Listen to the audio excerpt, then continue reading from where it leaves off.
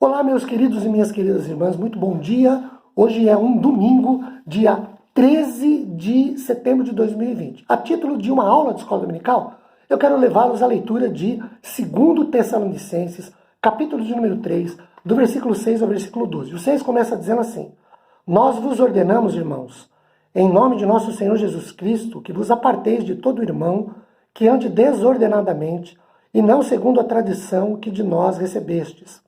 Porque vós mesmos estáis cientes do modo por que vos convém imitar-nos, visto que nunca nos portamos desordenadamente entre vós, nem jamais comemos pão à custa de outrem. Pelo contrário, em labor e fadiga, de dia e de noite trabalhamos, a fim de não sermos pesados a nenhum de vós.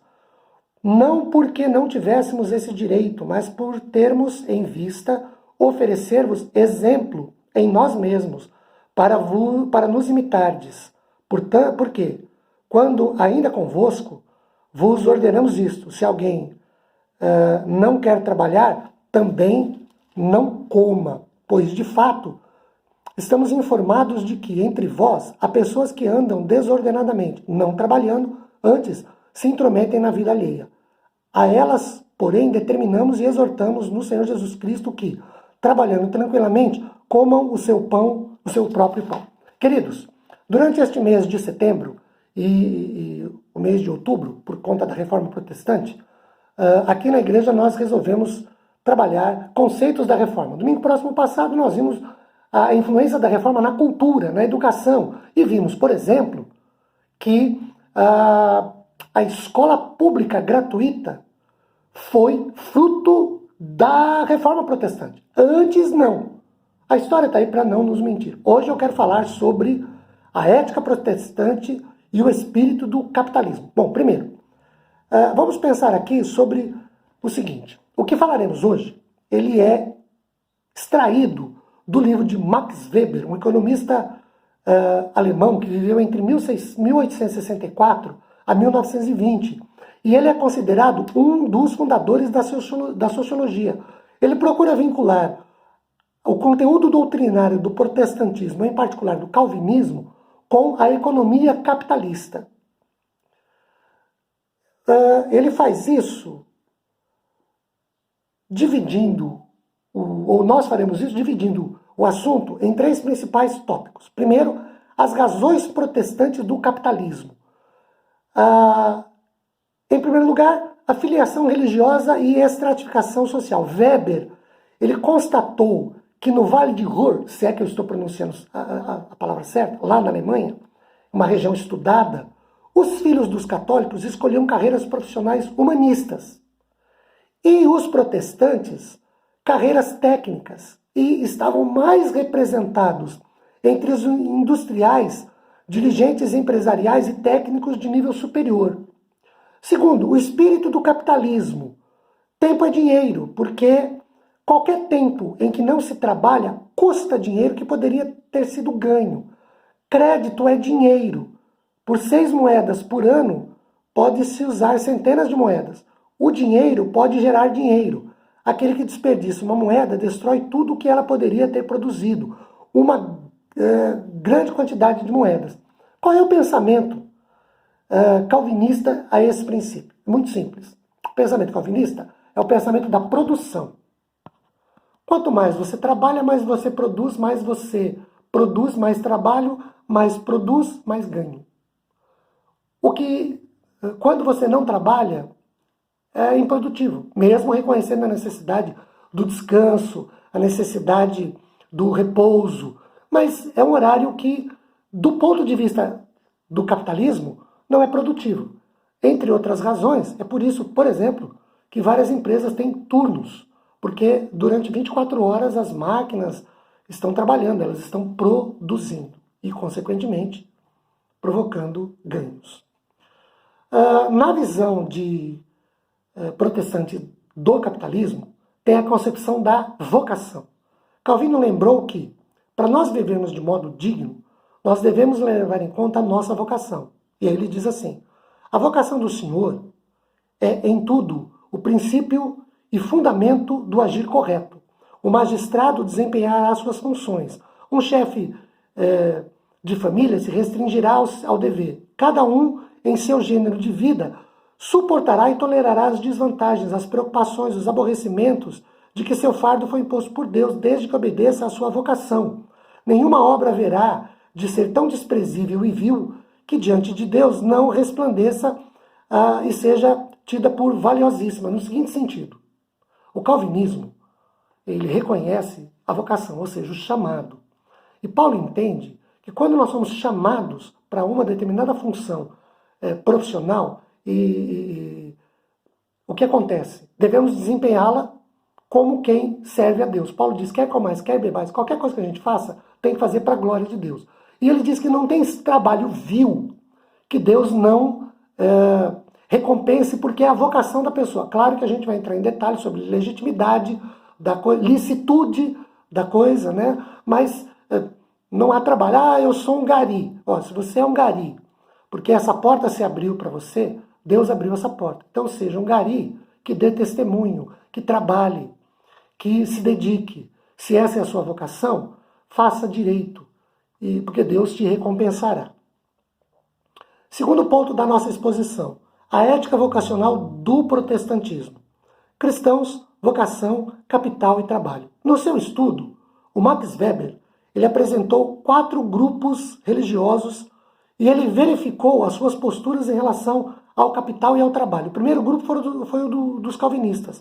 A predestinação, dogma mais característico, a exortação para o fortalecimento da própria vocação. Você pode conferir isso em 2 Pedro capítulo 1, versículo 10. Uma intensa atividade profissional é recomendada como o meio mais adequado para alcançar a autoconfiança. Para Calvino, os negócios eram uma forma legítima de servir a Deus e trabalhar para a sua glória. Os pastores de Genebra também intercediam continuamente diante do Conselho Municipal em favor dos pobres e dos operários. Eles pregavam contra a especulação financeira. Calvinista não especula financeiramente. Fiscalizavam os preços contra a alta provocada pelos monopólios. Calvinista não aceita monopólio. Relacionava-se com a ativa empresa dos empregados capitalistas burgueses. Esse era o ponto calvinista.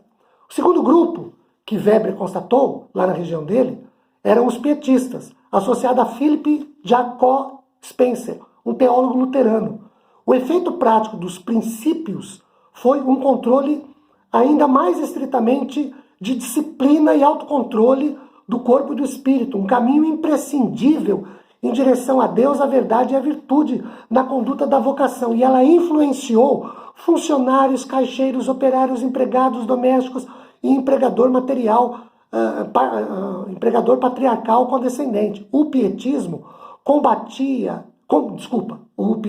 combinava o luteranismo do tempo da Reforma Protestante, enfatizando a conversão pessoal, a santificação, a experiência religiosa, a diminuição na ênfase aos créditos, a confissão, a necessidade de renunciar ao mundo, a fraternidade universal dos crentes e uma abertura à expressão religiosa das emoções. Deixa eu falar rapidamente dos grupos, depois a gente volta.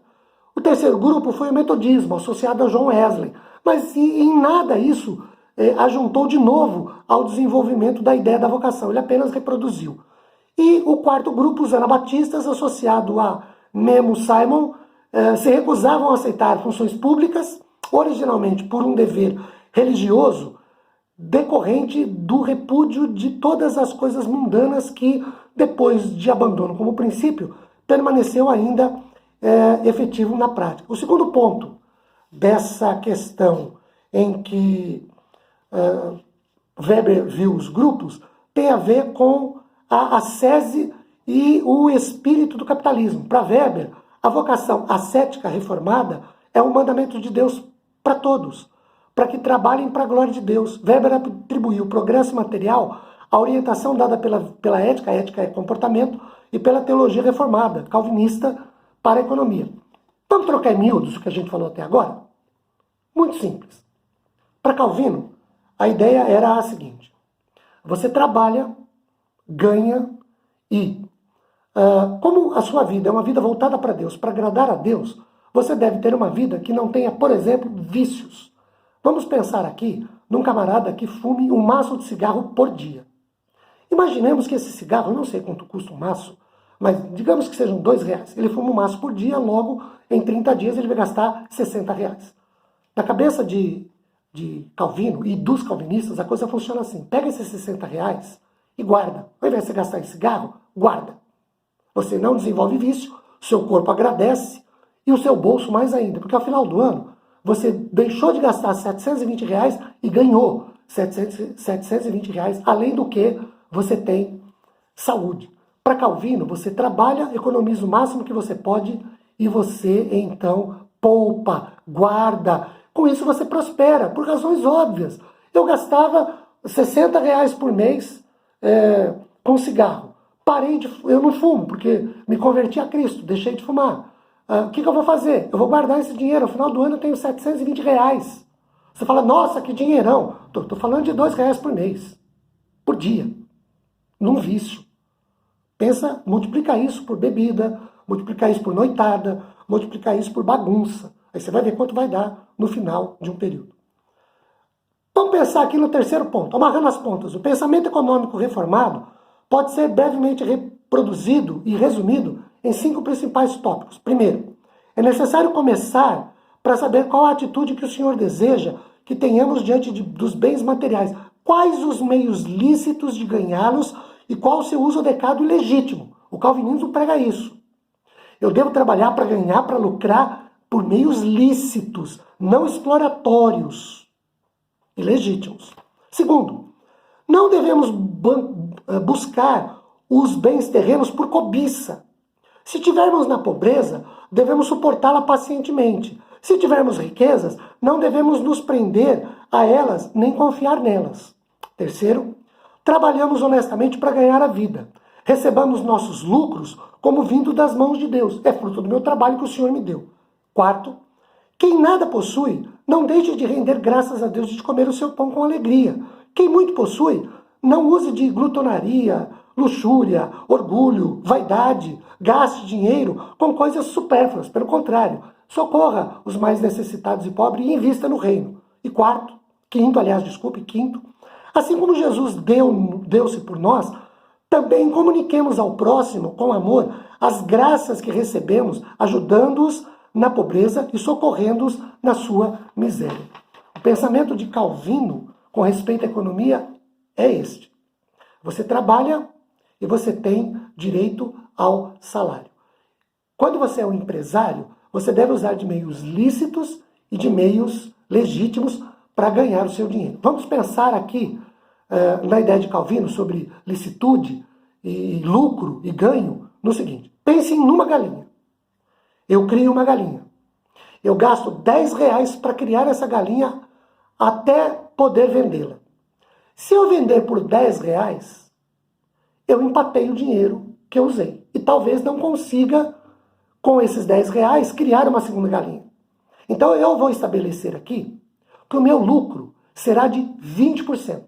Então eu pego os R$10 que eu gastei e aplico o lucro de 20%, vendo a galinha pelo preço R$10 mais 20%, que é o meu lucro. O que é que eu vou fazer? Eu vou pegar os mesmos R$10 que eu usei na primeira galinha para criar uma segunda galinha. Se houver aí uma pequena correção, eu consigo tirar dos meus 20% de lucro. O que eu não tirar dos 20% é lucro. Então vejam, eu trabalho e tenho meus frutos. É isso que Paulo fala do pensamento capitalista. Sem explorar e ser legítimo. Deus nos abençoe. Fique na paz do Senhor. Um beijo. Tchau, gente!